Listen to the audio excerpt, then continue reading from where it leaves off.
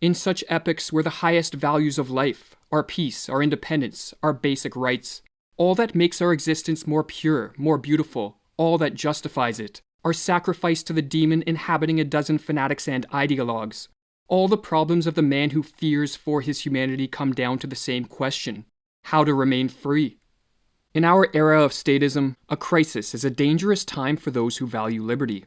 For with a society myopically focused on the nominal threat of a crisis, draconian bills that limit freedom are easily passed. What makes matters worse is that a population consumed by fear will often voluntarily hand over their freedoms for the promise of a bit more safety. We merely need to look back to the crisis of 2001 to see this playbook in action. The falling of the towers marked the symbolic rise of the modern surveillance state, and with it, a death blow to many of our civil liberties. But the crisis that is playing out today has the potential to be far more damaging to our freedom. For governments across the globe have reacted in a way that has revealed a truth that many have long suspected. We live in turnkey tyrannies. The technical and socio-bureaucratic apparatus of most modern states is totalitarian-ready. Restrictions of movement, limitations on social interaction, heavy-handed control of business, neighbors encouraged to snitch on each other, incessant paternalistic propaganda, and all of this heaped on top of an already intrusive surveillance state, and what we have is a form of totalitarianism in action. Some may say that desperate times call for desperate measures, but all totalitarian regimes use the claim of desperate times to justify their heavy-handed measures. But even if this time is truly different and the fate of mankind somehow rests on the imposition of totalitarian rule, the question then becomes when, and to what degree, will we return to times not deemed desperate by the powers that be?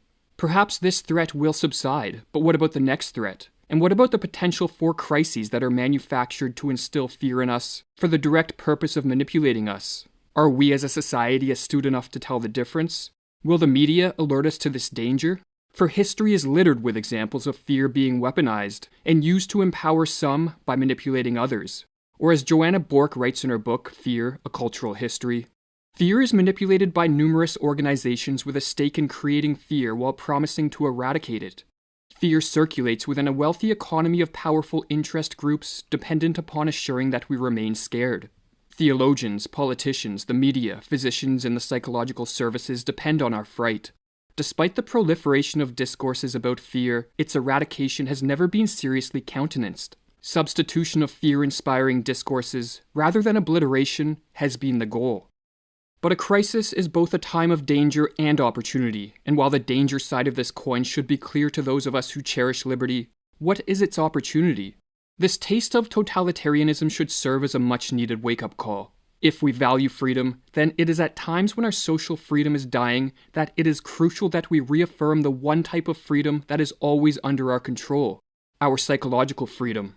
Psychological freedom is a cognitive state that entails the recognition that one's government, or any other form of oppressor, can limit our ability to take certain physical actions, but they cannot rid us of our capacity to think for ourselves, to choose for ourselves what is right and what is wrong, and to whatever degree possible to act in accordance with our self-chosen beliefs. Me in chains? You may fetter my leg, but my will, not even Zeus himself can overpower. Or as Rudyard Kipling put it, the individual has always had to struggle to keep from being overwhelmed by the tribe. If you try it, you will be lonely often and sometimes frightened, but no price is too high to pay for the privilege of owning yourself. In a politically unfree world, asserting our psychological freedom does not require that we openly flaunt the immoral laws of the state. For while civil disobedience can be an effective tool to counter tyranny, it must be done when the time is ripe. Rather, what the assertion of psychological freedom amounts to is a commitment to cultivate what is called our moral autonomy, as a means to better ourselves as individuals and to help return freedom to an unfree world.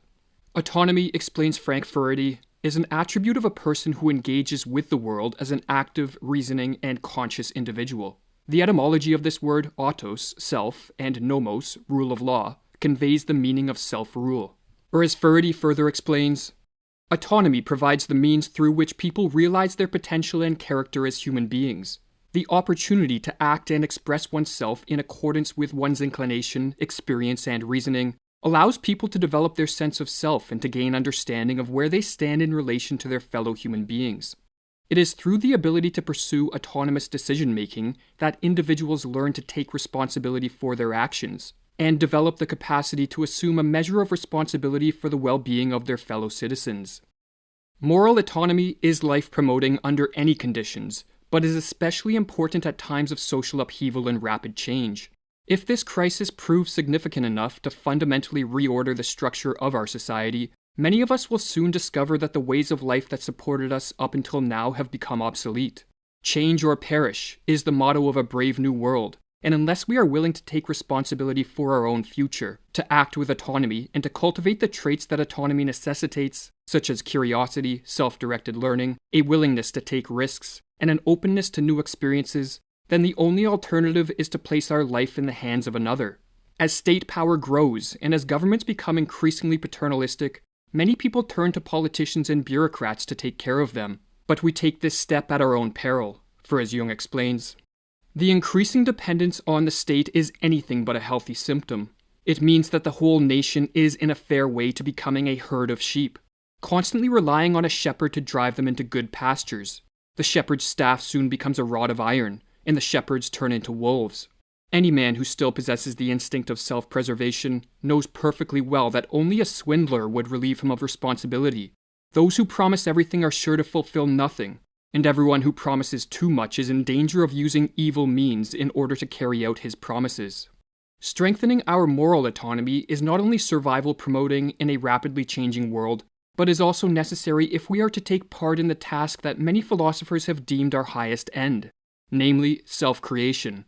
Self-creation, or what amounts to the unfolding of inner potentials as we strive to become a more whole version of ourselves, requires the exercise of our moral autonomy. For as Nietzsche wrote, "Nobody can build the bridge for you to walk across the river of life, no one but you yourself alone.